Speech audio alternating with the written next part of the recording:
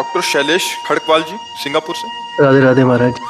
राधा वल्लभ श्री हरिवंश महाराज जी, आपके चरणों में कोटि कोटि प्रणाम। महाराज जी, मन में एक जिज्ञासा रहती है कि जब भगवान कर्मों के हिसाब से सभी मनुष्यों की गति देते हैं और मृत्यु लोक के बाद परिजनों के पीछे छूटे परिवारजनों से कोई संबंध नहीं रह जाता, तो फिर हमको पितृदोष या पितृ आत्माओं द्वारा उत्पन्न होने वाली बाधाओं के बारे में क्यों सजग कराया जाता है? महाराज जी, इस शंका का ये जीवित की बात कर रहे हो ना? जी जीवित की बात कर रहे हो। ये हमारी भावना की शुद्धि के लिए है। अब हम जैसे हमारे पिता पधार गए और उनकी हम संपत्ति का उपभोग करते, उन्होंने हमारा पालन पोषण किया, उनका हमसे संबंध नहीं, लेकिन हम तो जीवित होकर उनका संबंध मान रहे हैं ना। अब हम जब उनको सुकृत दान करेंगे, भजन का, दान पुण्य का, पिंड का, तो जिस योनि में होंगे उनको प्राप्त होगा, वो उनकी उन्नति होगी। अगर वो किसी कर्म के दंड विभाग में हैं, नरक आदि में, आप यहाँ भजन कर, उनका उत्थान हो जाएगा, उनका मंगल हो जाएगा। वो आपका संबंध नहीं मान रहे, लेकिन आपका संबंध है, आप जीवित हैं। आपका स्थूल शरीर जब पड़ा होता है सैया में और आप स्वप्न देख रहे होते हैं, तो आपका स्थूल जगत और स्थूल शरीर से कोई मतलब नहीं होता, लेकिन मतलब है, जगने वाले को स्थूल से मतलब होगा ना।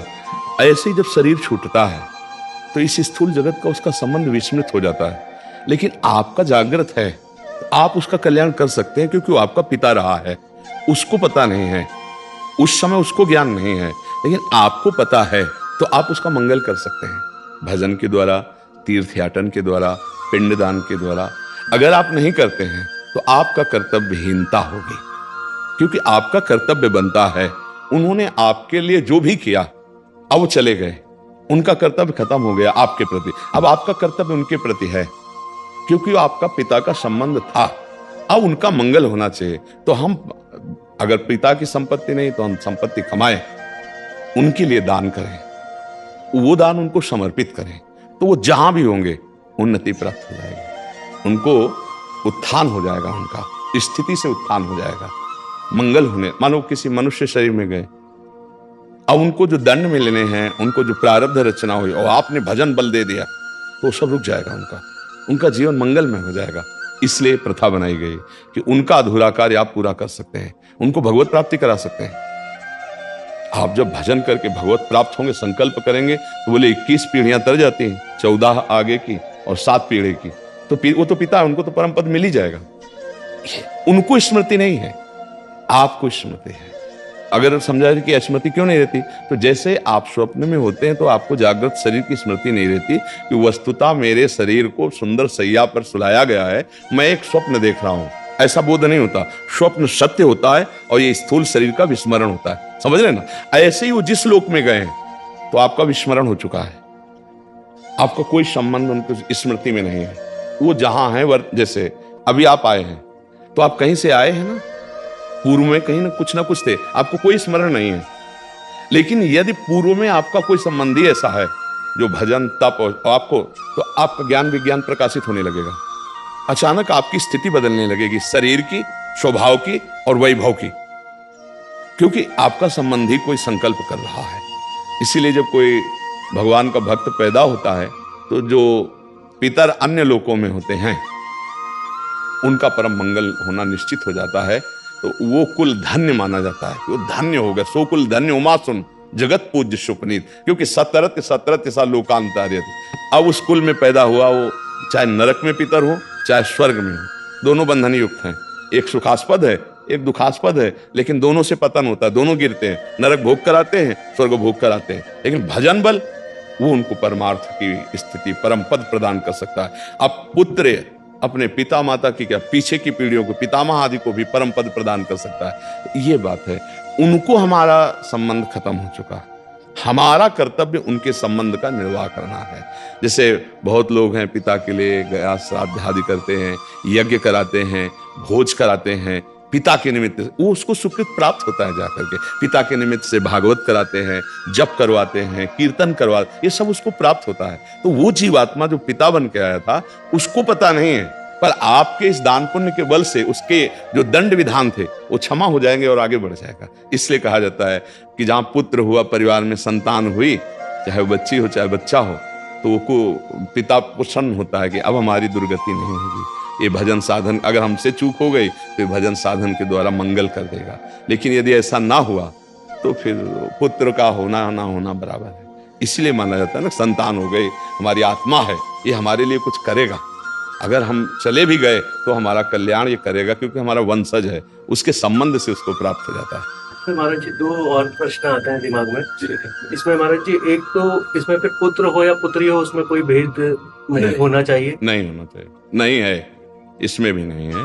क्योंकि जैसे पुत्र स्वयं कर रहा है तो वो पुत्री पति के साथ कर रही है, तीर्थयाटन जो भी कर रही वो उसका अंश है, उससे उसका कल्याण होगा। उसमें ऐसा कोई खास बात नहीं कि पुत्र ही हो तब ऐसा होगा, हाँ ऐसा नहीं है। पूरी सामर्थ्य पुत्री में भी है। कितने ऐसे कुल हुए जिनको दोनों कुलों को पावन कर दिया, पिता पक्ष को और ससुर पक्ष को, दोनों पक्षों को पावन किया। तो उसमें ऐसा शास्त्रों में कोई विशेषता ये नहीं कि पुरुष ही होना चाहिए, बल्कि बड़ा रूप है। हाँ बिल्कुल बिल्कुल बिल्कुल, इस बात में कोई संशय नहीं। और दूसरा प्रश्न महाराज जी, जैसे जीवात्मा मतलब जब आत्मा मतलब अपना स्थूल शरीर को छोड़कर चली गई तो उसके बाद नरक गति और स्वर्ग गति और फिर मृत्यु लोक में भी दोबारा आ सकती है भोगने के लिए। तो फिर अगर किसी वो दूसरे स्थूल शरीर में चले गई तो उस समय पे भी यही संबंध रहता है पितृ वाला ही, जैसे कि अगर आप बोल रहे हैं अभी बताया ना कि अगर वो किसी मनुष्य शरीर में गया है तो उसकी उन्नति होने लगेगी, उसकी बाधाओं का नाश होने लगेगा आपके संबंध से, उसको पता नहीं है। जैसे हम किसी के नाम पैसा ट्रांसफर करें और अपना परिचय हम ना दें और वहां तक पैसा पहुंच जाए तो धनी तो हो ही जाएगा ना। तो उसको पता नहीं, लेकिन आपको तो पता है ना कि मेरा जनक मेरा पिता है, अब जहां भी होगा उसको सुख पहुंचेगा, वो किसी भी योनि में हो। अगर मनुष्य योनि में है तो कहना क्या है, पर पता नहीं किस योनि में हो, पर उसकी उन्नति हो जाएगी, उसका परमार्थ पुष्ट होने लगेगा। उस जैसे कुत्ता है, एक कुत्ता है गलियों में मारा घूमता है, एक है गाड़ी में सुख पूर्वक घूमता है, और एक है भक्तों के पास भी रहता है, भक्त परिवार है, नाम कीर्तन कर रहे हैं, मतलब एक है धाम में वास करता है। कितने तो अब इसके सौभाग्य का जनसाधारण कुत्ता थोड़ी करेगा, जो धाम में राधा नाम कीर्तन हो रहा है, देहरी पे बैठा हुआ है, संत जन प्रसाद पाए उसको दिए, श्री जी का प्रसाद ही तो मिल रहा है। तो अब ये कुत्ता और वो एक जनरल कुत्ता, बड़ा अंतर हो गया ना। एक कुत्ता जो गली में भोजन नहीं मिलता, एक जो गाड़ी में खिड़की के खुला करके गोद में लेकर, अंतर हो गया। किसी भी योनि में हो जीव, आपका उसका तप है, मतलब वो एक अरबपति आदमी है, अपनी गोद में बैठाले हुए है, वो उसका वो खिड़की खुला है, हवा आ रही, एसी गाड़ी में बैठकर कुत्ता चल रहा है, नहीं चल रहा। देखो ना, जीव है, अलग अलग उसकी स्थिति है। अगर वो पुण्यात्मा रहा तो देखो ये आया, बना किसी कर्म से स्वान, लेकिन ऐसा स्वान बना कि बाबूजी की तरह जाके गद्दे में सोता है, सर्दी में उसको कपड़ा पहनाए जाते। और एक कुत्ता है कि अगर दरवाजे में खड़ा हो जाए तो डंडा मारे बेचारा, कूं कूं करके, वो ना भोजन मिल रहा है ना, मतलब कितनी। एक कुत्ता है कीड़े मतलब कीड़े लगे हुए हैं, कष्ट पा रहा है, एक है खुशबू आ रही उसके शरीर से, बढ़िया नहा धोआ के सब। ये अब किसी भी योनि में उसका मंगल होगा। हमें लगता है कि सबको करना चाहिए, अपने माता पिता के लिए, अपने पूर्वजों के लिए कुछ माला भजन करके, इससे सबसे बड़ा दान है। रुपया पैसा का तो दान ठीक है करे ही, लेकिन ये जरूर करे कि राधा राधा राधा 5 माला जपा, तो आज की 5 माला हम अपने पिता को देते हैं, इतना बड़ा कल्याण हो जाएगा 5 माला नाम जप करके।